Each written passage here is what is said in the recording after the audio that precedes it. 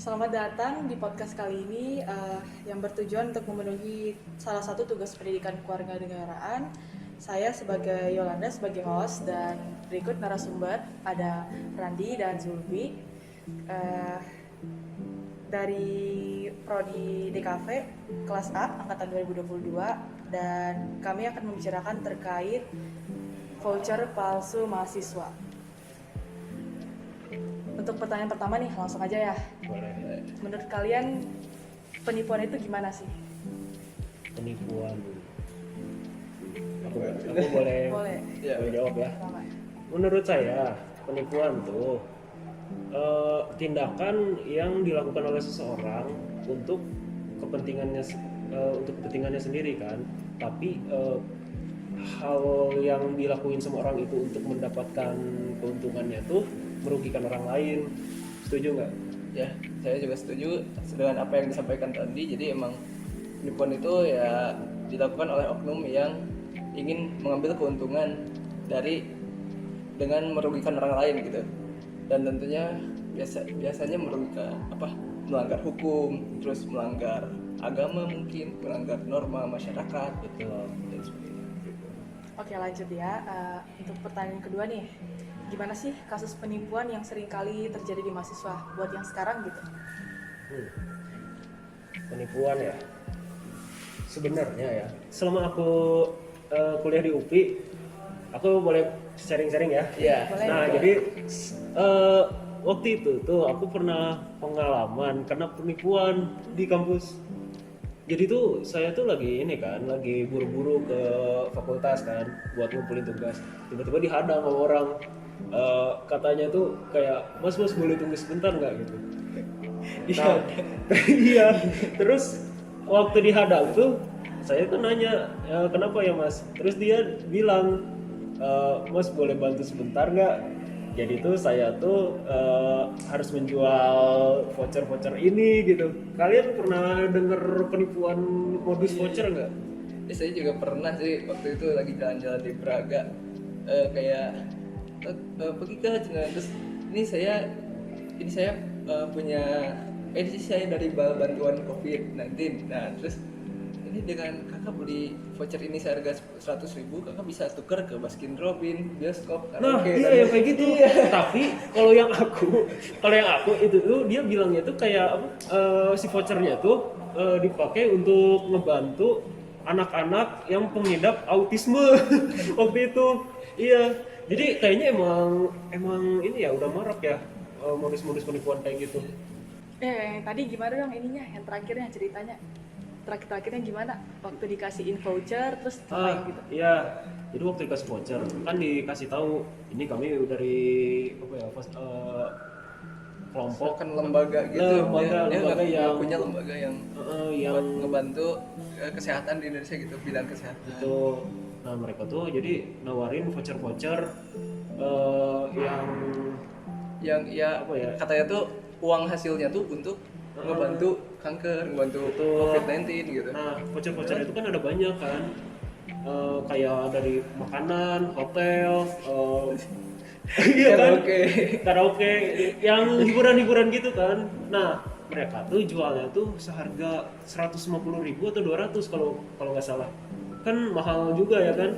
Tapi vouchernya dengan sebanyak itu dan vouchernya juga gede-gede 70%, 50% gitu kayak. Iya. Nah, itu tuh kalau waktu itu aku kan kayak emang buru-buru kan buat ngumpulin tugas, jadi kan aku tolak waktu itu.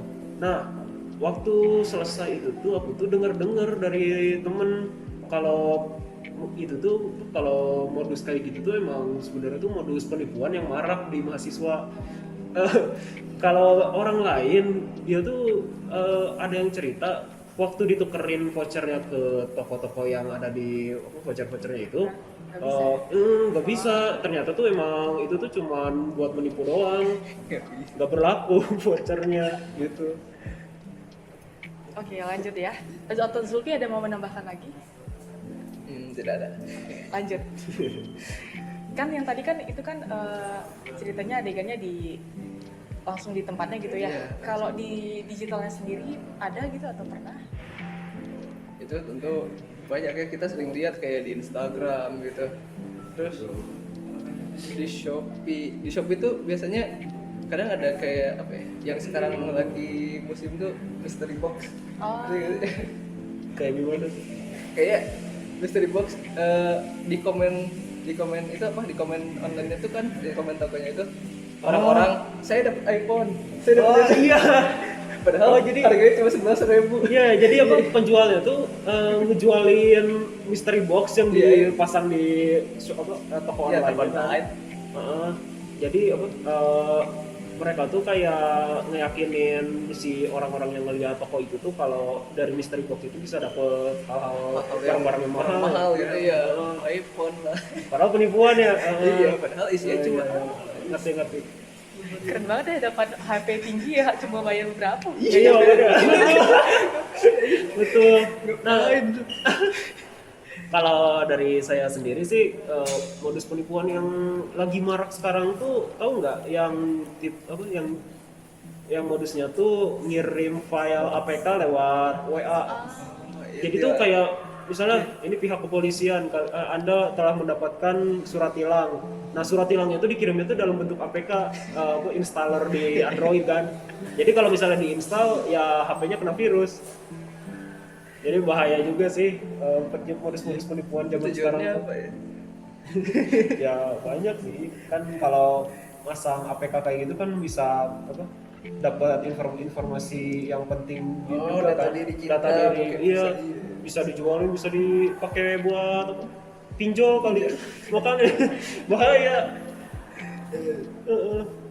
Oke, dari pengalaman sama cerita-cerita yang tadi nih, kalau buat ya yang lain gitu, ketemu orang-orang kayak gitu, ciri-ciri awalnya deh gimana gitu? Isinya. Kalau yang saya lihat kayak misalkan yang jual voucher tadi ya, biasanya dia tuh tiba-tiba, kakak boleh minta waktunya sebentar gitu, kayak seolah minta bantuan gitu. Oh, saya juga awalnya ngira kayak dia teh mau ngelakuin penelitian atau apa ya, kan saya jadi narasumber bersedia aja gitu ya, bantu. Tapi ternyata kamu boleh minta waktunya sebentar, kami tidak lupa kayak gini. Ternyata ujungnya marketing, ternyata ujungnya jualan gitu kan. Kayaknya ujung-ujungnya jualan dan ciri-cirinya mungkin nggak jelas gitu dia tuh kayak, dan sebenarnya masuk akal atau enggak gitu doang sih cara filternya, kayak masa cuma 100.000 kita dapat voucher sebanyak itu gitu. Nah, ya, gitu sih cara. Marketingnya udah kayak S3 ya gitu. S3. Oh iya, terus ngomongnya biasanya cepet-cepet gitu. Ngomongnya itu kan dengan interest kayak cepet banget kayak. udah ada template-nya ya kayaknya. Iya betul. Dari template terus ngomongnya cepet banget ya. Akhirnya kita yang dengerin kayak agak loading. Ini ngomong apa ya? Akhirnya kan biasanya kalau lagi loading gitu langsung ngambil putusan. Saya beli. Oh, yang terakhir nih, rekomendasi atau solusi buat teman-teman yang ketemu pelaku yang penipu mahasiswa gitu.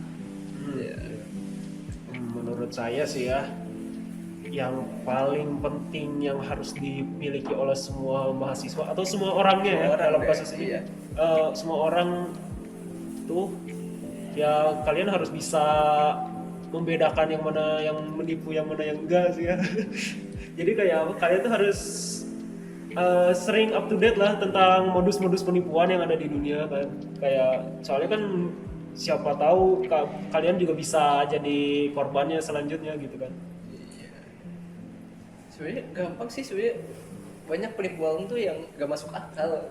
Saya bisa bilang kayak gitu. Jadi ya kita tuh jangan gampang ke bawah marketing, sama jangan iya, gampang ke bawah omongan orang gitu. Kita harus tetap bisa tenang. Kayaknya tenang ya. Soalnya kan kalau masalah hipnotis gitu juga kuncinya kita harus tenang, kita harus gitu. Kalau kita nggak tenang, kita bingung dia ngomong apa, akhirnya nggak sadar kita ambil keputusan, ya udah saya beli gitu. Bisa gitu.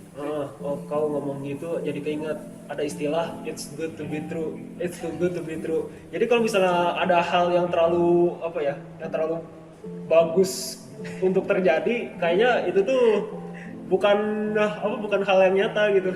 Bisa aja penipuan gitu kan. Ngerti ya? Berarti tadi intinya mahasiswa itu harus bijak ya, sama Iya, betul. up to date biar wawasannya lebih banyak gitu, lebih tahu berita yang sekarang gitu ya. Oke, untuk menutup podcast kali ini demikian dan sampai jumpa di lain waktu. Baik, terima kasih.